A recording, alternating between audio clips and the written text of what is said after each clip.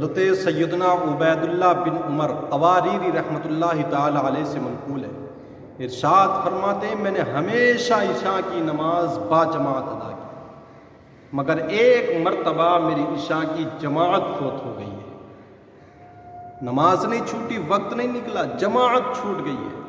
اب سبب بیان کرتے ہوئے ارشاد فرماتے ہیں اس کا سبب یہ بنا کہ میرے یہاں پر ایک مہمان آیا ہوا تھا، میں اس کی خاطر مدارات میں، اس کی مہمان نوازی میں لگا رہا، جس کی وجہ سے عشاء کی جماعت میری چھوٹ گئی۔ کہتے ہیں اس سے فراغت کے بعد جب مسجد پہنچا تو جماعت ہو چکی تھی۔ اب میں نے سوچا کہ ایسا کون سا عمل کروں کہ جس کی وجہ سے جماعت کے چھوٹ جانے سے جو نقصان ہوا ہے اس کی تلافی ہو سکے۔ کہتے ہیں میں سوچ وچار میں ہی تھا، اتنے میں میرے دل میں حضور نبی رحمت صلی اللہ تعالی علیہ وسلم کا فرمان عالی شان اب کی حدیث مبارک آئی کہ حضور نے ارشاد فرمایا جماعت کے ساتھ نماز پڑھنا تنہا نماز پڑھنے والے پر 21 درجے فضیلت رکھتا ہے، کہیں پر 25 یا 27 کی روایت بھی منقول ہے، بخاری شریف کی حدیث پاک ہے۔ تو کہتے ہیں اب میں یہ سوچ کر کہ کس طرح سے اس نقصان کی تلافی ہو، تو کہتے دل میں خیال آیا کہ شاید اگر میں اس نماز کو 27 مرتبہ پڑھ لوں تو ہو سکتا ہے کہ مجھے جماعت کے چھوٹ جانے سے جو نقصان ہوا اس کی تلافی ہو جائے اور مجھے 27 بار پڑھنے سے جماعت کا ثواب مل جائے۔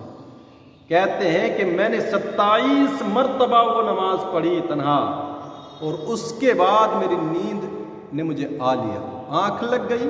تو کہتے ہیں عالم خواب میں میں نے کچھ اپنے ساتھ گھڑ سواروں کو پایا، میں کچھ گھڑ سواروں کے درمیان میں تھا اور ہم کہیں پر جا رہے تھے۔ کہتے ہیں کہ راستے میں ایک گھڑ سوار نے مجھ سے کہا کہ آپ اپنے گھوڑے کو مشقت میں نہ ڈالیں، آپ ہم سے مل نہیں سکتے۔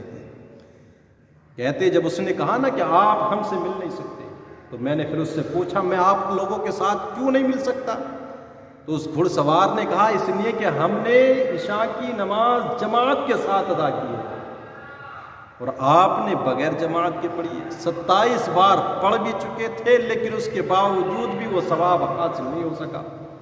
تو پیارے اسلامی بھائیوں، جماعت کے ساتھ نماز پڑھنا تنہا نماز پڑھنے پر کتنی اہمیت رکھتا ہے اور کتنی فضیلت کا حامل ہے۔ اس بزرگ کے واقعے سے ہم نے یہ سبق حاصل کرنا ہے کہ جو تلافی جو نقصان ہوا ہے اگر اس کو ہم 27 مرتبہ پڑھ بھی لیں تب بھی جماعت کا ثواب حاصل نہیں ہوتا۔ تو آج ہم ذرا سی بغض، اناد، حسد، کدورت کی وجہ سے کسی کے پیچھے نماز نہ پڑھ کر تنہا اپنی پڑھتے ہیں اور پھر معاشرے میں کندھے اونچے کرتے پھرتے ہیں کہ ہم بڑی ناک والے، ہماری تو اس کے پیچھے ہوتی نہیں۔ وہ انسان کوئی خاندانی رنجش، کوئی قبیلائی رنجش، کوئی دنیاوی معاملات ہے، وہ اپنی جگہ پر ہے، لیکن اگر شریعت کی روح سے کوئی کمی اس پڑھانے والے کے اندر نہیں ہے تو پھر یہ تیرے لیے خسارہ ہے اور یہی تجھ کو کل قیامت میں وبال جان تیرے لیے بن جائے گا اور اس کی تلافی بہت ناممکن ہوگی اگر رب کے حضور پیش ہوگا۔ تو اس لیے ذرا سی باتوں پر جماعت کو ہلکا جان کر اس کو چھوڑو مت۔ کوئی بات ہے آپس کی دنیاوی، وہ الگ بات ہے، لیکن شریعت کے خلاف اگر کسی کا کوئی قدم نہیں ہے، کوئی خلاف شرع عادت اس نماز ادا کرانے والے کے اندر نہیں پائی جاتی تو آپ کو اس کے پیچھے ہی جماعت کے ساتھ پڑھنے میں آپ کے لیے بھلائی ہے اور آپ کو 27 درجے ثواب ملے گا۔ ورنہ اگر آپ رات دن بھی اس کو پڑھتے رہے پھر بھی وہ وقت جب چلا گیا تو چلا گیا۔ ایسے دورہ ہمیشہ دکھاتا نہیں، گیا وقت واپس کبھی آتا نہیں۔